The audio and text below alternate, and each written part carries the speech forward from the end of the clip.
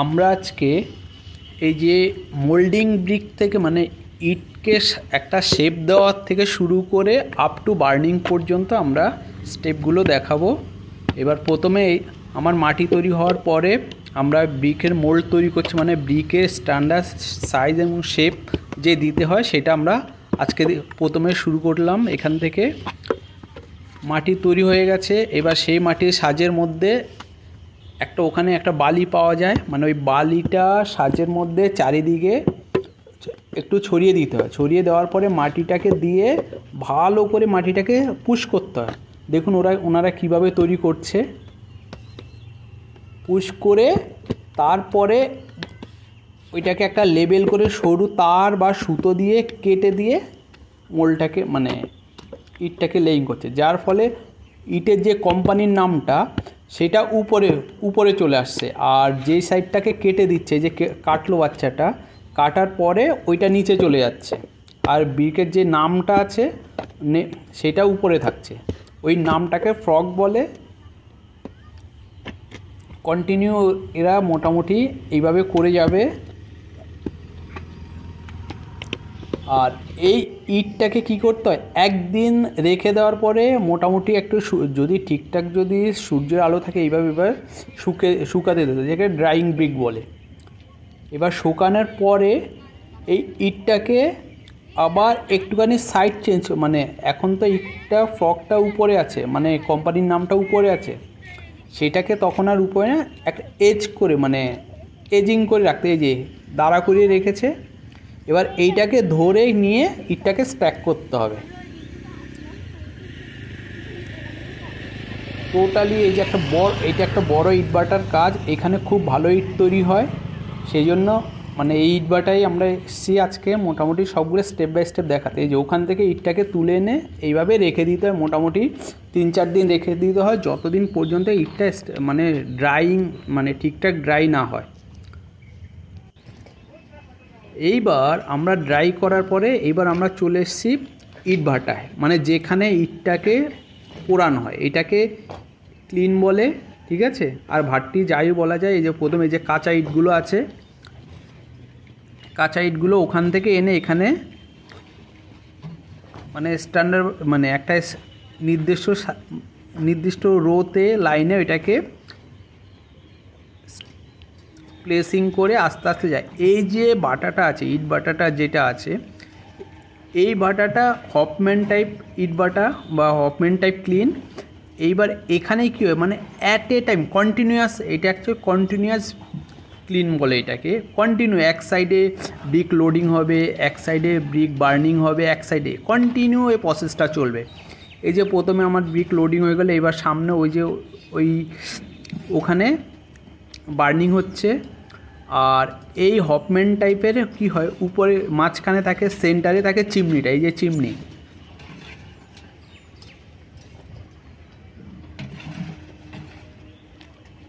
আর সব জায়গায় এখানে ইট লেইং করা আছে, তার উপর দিয়ে বালি দিয়ে দিতে হয়।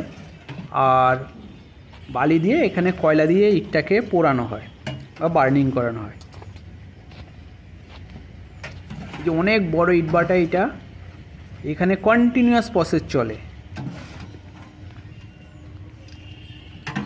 যে বার্নিং করছে, ইটগুলোকে পোড়াচ্ছে। পোড়াতে গেলে প্রথমে সব মানে ইট সাজানো হওয়ার পরে ওরা কয়লা দিয়ে দিয়ে ইটটাকে পোড়াচ্ছে।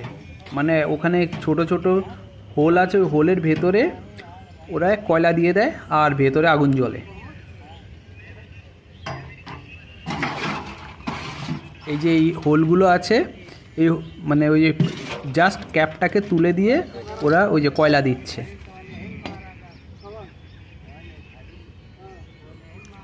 এই সাইড থেকে ওই দিক ধীরে ধীরে ধীরে ধীরে ওরা করতে করতে ওই সাইডে যাবে।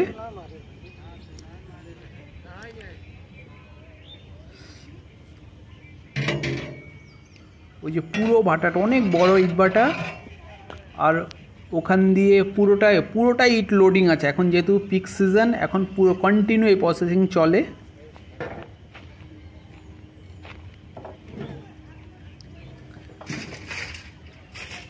একদিন এক সাইডে ওরা মানে আগুন দেয়, এই যে এই সাইডে ইটটা তৈরি হয়ে গেছে, এই যে সাইডটা আছে, মানে অনেকটা ওভালাকৃতি শেপ হয় হপম্যান টাইপ ক্লিন যেটা হয়, এটা কন্টিনিউয়াস প্রসেস, এই জন্য এটাকে কন্টিনিউয়াস ক্লিন বলে।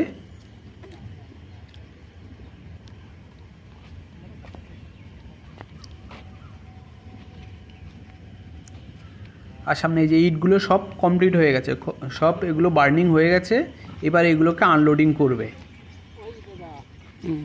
ওই যে সব লাল লাল হয়ে গেছে।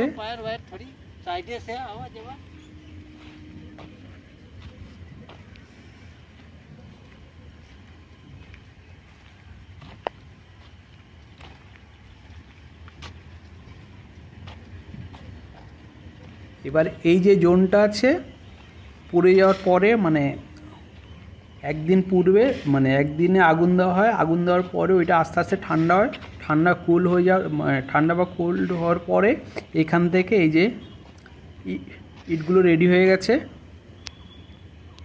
এবার এগুলোকে বের করে নেবে।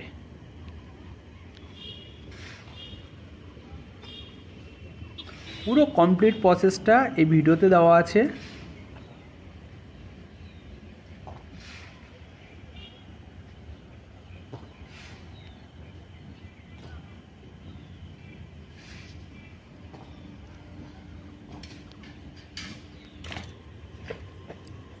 এই যে সব উপরে বালিটাকে সরিয়ে দেওয়ার পরে এই যে এবার ওরা ইটটাকে আনলোডিং করছে।